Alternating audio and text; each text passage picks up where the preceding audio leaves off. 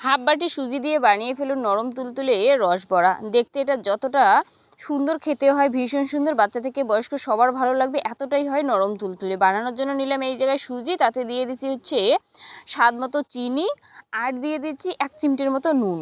এতে দিয়ে দিলাম হচ্ছে একটু বেকিং পাউডার, দিয়ে দুধ দিয়ে ভালোভাবে এটা ব্যাটারটা কিন্তু ফেটানো লাগবে। ফেটানোর পর 30 মিনিটের মতো ঢাকনা দিয়ে রাখতে লাগবে, যাতে সুজিটা বেশ ভালো নরম হয়। এই ফাঁকে ততক্ষণ তেলটা দিলাম, তেলটা গরম হলে পরে একে একে এইভাবে ছোটো হাতা বা চামচের সাহায্যে অল্প একটু করে ব্যাটার এইভাবে তেলের মধ্যে দেওয়া লাগবে, আর উল্টে পাল্টে হালকা মতো একটু কালার আসলে পরে নামানো লাগবে। একদম বেশি লালচে করতে যাবে না, আমার ফার্স্টেরটা একটু বেশি লালচে হচ্ছে, তো সেই ক্ষেত্রে একটু সাদা সাদা টাইপের থাকবে, ঠিক এরকম কালার।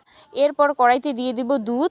দুধটা যেন ঘন হয়, যত ভালো দুধটা ঘন হবে তত খেতে ভালো হবে। এরপর দিয়ে দিলাম বড় এলাচ, স্বাদ মতো চিনি, আপনারা চাইলে ছোটো এলাচ ইউজ করতে পারেন, তাতেও হবে। দুধটা ভালোভাবে ফুটলে পরে দিয়ে দেবো সুজির বড়াটা, দিয়ে কিন্তু 5 মিনিটের মতো ভালোভাবে নাড়াচাড়া করে নামিয়ে নিলেই কিন্তু এটা একেবারে রেডি। আমার তো বেশ ভালো